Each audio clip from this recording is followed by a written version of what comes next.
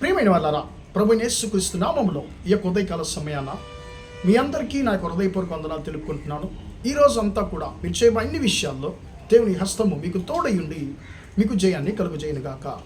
ప్రియమైన బిడ్డలారా, ప్రభువైన యేసుక్రీస్తు యొక్క శిలువ మరణం అనేటువంటి అంశం మీద మనము నిన్నటి దినాన గెత్సెమనే తోటలో యేసుక్రీస్తు జరిగించినటువంటి చివరి అద్భుతాన్ని గురించి మనం ధ్యానించుకున్నామండి. ఈరోజు మనము యేసుక్రీస్తు యొక్క విచారణ అంటే ఎంక్వైరీ అని విచారణ చేయబడుతున్నాడు. ప్రియమైన బిడ్డలారా, దానిని గురించి మనము ధ్యానించుకుందాము. ప్రియమైన బిడ్డలారా, ఈ యొక్క విచారణలో ఇద్దరు ప్రాముఖ్యమైన వ్యక్తులు ఉన్నారండి. మొట్టమొదటి ఎవరంటే పిలాతు, యేసయ్యను విచారించినటువంటి పిలాతు. రెండవదిగా యేసయ్యకు బదులుగా విడిపించబడినటువంటి బరబ్బా. ఈ యొక్క ఇద్దరిని గురించి మనము ధ్యానించబోతున్నాము. గెత్సెమనే వనంలో యేసుక్రీస్తు ఆయన చెరగా పట్టబడుతున్నాడు. ఆయన్ను దాదాపు 5 సార్లు ఆయన్ను విచారణ చేశారు. మొట్టమొదటిగా ప్రియులరా, అన్న అనేటువంటి ప్రధాన యాజకుని యొక్క మామ అయినటువంటి ఆ అన్న ఆయన విచారణ చేశాడు. రెండవది ఆ సంవత్సరం యొక్క ప్రధాన యాజకుడైనటువంటి ఖైబా ఆయన్ని రెండవదిగా విచారణ చేశాడు. మూడవది పిలాతు ఆయన్ని విచారణ చేశాడు. నాలుగవదిగా హేరోదు రాజు ఆయన్ని విచారణ చేశాడు. ఐదవదిగా మళ్ళీ పిలాతు చివరిగా ఆయన విచారణ చేసి ఆ యేసయ్యను సిలువకు అప్పగిస్తున్నాడు. ప్రియమైన బిడ్డలారా, ఇప్పుడు యేసయ్య మీద దాదాపు 3 విధాలైనటువంటి నేరాలు మోపబడుతున్నాయండి. ఆ రోజుల్లో ఈ విచారణలు చేయడానికి దాదాపు 3 విధాలైనటువంటి కమిటీలు ఉండేవి, 3 విధాల వ్యక్తులు ఉండేవి. మొట్టమొదటిగా అంటే యూదులు వారి యొక్క మత సంబంధంగా మత రీతిగా వారు చేసినటువంటి నేరాలకు దేవుణ్ణి ద్వేషిస్తే అలాంటి కార్యాలను విచారించడానికి జనకరీబ్ అనేటువంటి ఒక సంఘము వారికి ఉండేదండి, ఒక సంస్థ వారికి ఉండేది. ఇందులో ఎవరు అంటే మెంబర్స్గా ఉంటారంటే ప్రధాన యాజకుడు ఆ యొక్క ఊర్లో ఉండేటువంటి పెద్దలు, పరిసయ్యులు, వీళ్ళు ఆ యొక్క జనకరీబ్ అనేటువంటి సంఘంలో వీరందరూ కూడా అంటే ఆ యొక్క మెంబర్స్గా ఉంటారు, ప్రియమైన సభ్యులుగా ఉంటారు. ఇప్పుడు అంటే ఇది మొట్టమొదటిగా ఒక గ్రూప్ అండ్ సంస్థ, విచారించేటువంటి ఒక సంస్థ, మత సంబంధమైనటువంటి కార్యాలను విచారించేటువంటి సంస్థది. రెండవదిగా హేరోదు రాజు, అంటే ఆ యొక్క ఇశ్రాయేలీలు అంటే ఆ రాజుకు విరోధముగా ఏమన్నా మాట్లాడితే, ఆయన ఏలుబడికి విరోధంగా ఏమన్నా మాట్లాడితే శిక్షించేటువంటి అధికారము హేరోదు రాజుకు ఉందండి. ఈ హేరోదు రాజు శిక్ష ఎలాగుంటుందంటే ఆ వ్యక్తుల్ని, నేరస్తుల్ని పట్టుకెళ్ళి ప్రియమైన బిడ్డలారా ఒక పెద్ద గ్రౌండ్లో వారిని బంధించి క్రూర మృగాలతో వారిని పోరాడనిచ్చి, క్రూర మృగాలతో వారిని పోరాడనిచ్చి వాటిని ప్రజలు ఏ రోజు రాజు వీళ్ళందరూ కూడా దాన్ని చూస్తూ ఉంటారు, ఆనందిస్తూ ఉంటారు. ఆ ప్రజలకు ముందుగా క్రూర మృగాలు వారిని చంపుకొని ఆ నేరస్తులను తింటాయి. ఇది హేరోదు రాజు యొక్క శిక్ష. మూడవది పిలాతు అండి. ఈ పిలాతు ఏం చేస్తారంటే, పిలాతు యొక్క శిక్ష ఏంటంటే పిలాతు యొక్క శిక్ష ఆయన సిలువ వేయడము ఆయన యొక్క అధికారం. ప్రియమైన బిడ్డలారా, ఈయన ఎవరంటే ఆ ఏలుబడికి వ్యతిరేకముగా ఎవరైనా మాట్లాడితే, లేకుంటే అంటే మనుషులను హత్య చేస్తే, అక్కడ గొడవలు ఏమైనా జరిగితే వారిని శిక్షించేటువంటి అధికారము పిలాతుకు ఉందండి. ప్రియమైన బిడ్డలారా, ఇప్పుడు ఈ ముగ్గురు దగ్గర కూడా యేసయ్య తీసుకెళ్ళబడుతున్నాడు. ప్రియమైన జనకరీబ్ సంఘంలో ఉన్నటువంటి ఇద్దరు యేసయ్యను విచారణ చేస్తున్నారు, హేరోదు మరియు పిలాతు. మళ్ళీ పిలాతు ప్రియమైన బిడ్డలారా 5 సార్లు 4 యేసయ్యను విచారణ చేస్తున్నారు. ప్రియమైన బిడ్డలారా, ఇప్పుడు చివరిగా పిలాతు దగ్గరకు వస్తున్నారు. పిలాతు దగ్గర ఏం నేరం మోపుతున్నారు?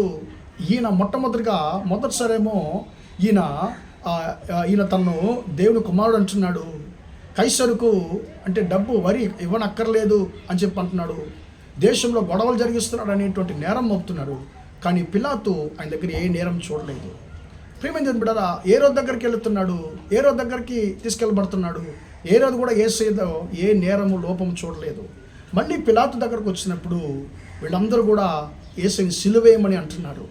పిలాతు అంటున్నాడు, ఆయన దగ్గర నేను ఏ నేరం చూడలేదయ్యా, ఏ నేరం నాకు కనిపించలేదు, సరే పర్వాలేదు, పస్కా పండుగ, ప్రతి పస్కా పండుగకు మీరు అడిగేటువంటి ఒక్కడిని మిమ్మల్ని మీకు విడిపించేటువంటి హక్కు నాకు ఉంది కదా, నేను మీ కొరకు ఎవరిని విడిపించాలి అనేటువంటి ప్రశ్నను ఈ పిలాతు ప్రజలతో అడుగుతున్నాడండి. అప్పుడు అక్కడ ఇద్దరు వ్యక్తులు ఉన్నారు. ఎవరంటే మొట్టమొదటిగా పిలాతు ఉన్నాడు, క్షమించండి, బరబ్బా ఉన్నాడు, రెండవది యేసుక్రీస్తు ఉన్నాడు. ఇప్పుడు ఈ బరబ్బా గురించి మనం ఎక్కడ చదువుతున్నామంటే 15వ వచనంలో, లూకాసు సువార్త 23వ అధ్యాయము 15వ వచనంలో ఈ యొక్క బరబ్బాను గురించి మనం చదువుతున్నామండి. 23:15లో ఈ బరబ్బా ఎలాంటి వాడంటే దేశంలో గొడవ చేసి, ఆ గొడవ నిమిత్తముగా ఒక మనిషిని హత్య చేసి దాని నిమిత్తముగా ఈయన చెరలో వేయబడున్నాడు. ఈయన ఎవరంటే మరణ శిక్ష విధించబడినటువంటి ఒక ఖైదీ యొక్క బరబ్బా. ప్రియమైన బిడ్డలారా, ఈ బరబ్బా ఎవరంటే స్కారియోతులు అనేటువంటి ఆ యొక్క లోకల్ టెర్రరిస్ట్ గ్రూప్కి ఇతను నాయకుడు, ఇతనికి అసిస్టెంట్ యూదా ఇస్కరియోతు. ప్రియమైన బిడ్డలారా, ఇప్పుడు వీళ్ళు ఎన్నో నేరాలు చేశారు, ఎన్నో హత్యలు చేశారు, అందువల్ల ఈ బరబ్బా పట్టబడ్డాడు.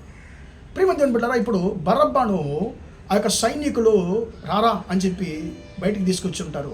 అప్పుడు బరబ్బా అనుకుంటున్నాడు, ఇదేంట్రా ఇది, నన్ను ఇప్పుడే చంపడానికి తీసుకెళ్తున్నారు అని చెప్పి బరబ్బా తను చంపబడబోతున్నా, తను చావబోతున్నా అనేటువంటి తలంపుతోనే వస్తున్నాడు.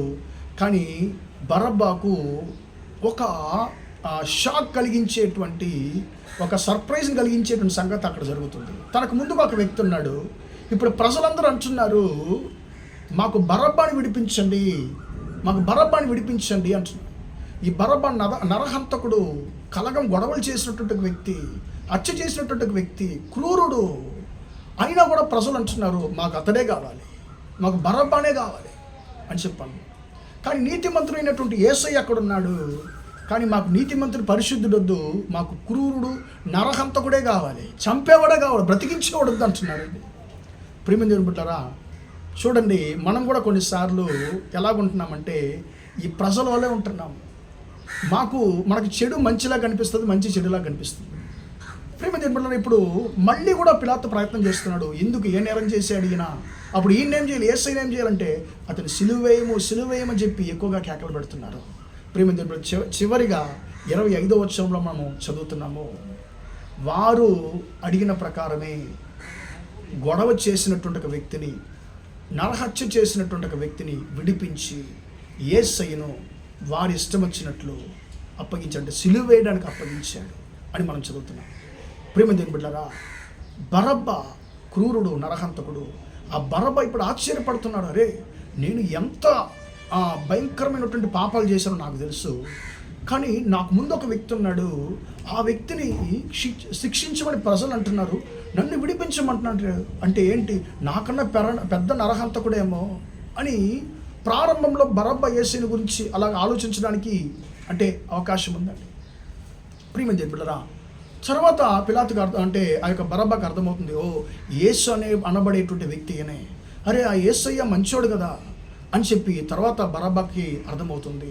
ప్రియమైన దేవుని బిడ్డలారా, బరబ్బా ఎంత క్రూరుడైనా, నరహంతకుడైనా తను అనుభవించవలసినటువంటి శిక్షను, తాను అనుభవించాల్సినటువంటి మరణమును, ఆ అపహాసమును, ఆ కొరడా దెబ్బలను తనకు బదులుగా వేరే ఒక వ్యక్తి, నీతిమంతుడు అనబడేటువంటి ఒక వ్యక్తి, అమాయకుడైనటువంటి ఒక వ్యక్తి తన కళ్ళకు ముందుగా తాను అనుభవించవలసినటువంటి శిక్షలంతా కూడా ఆ వ్యక్తి అనుభవించేటువంటిది బరబ్బా కళ్ళారా చూస్తున్నాడు.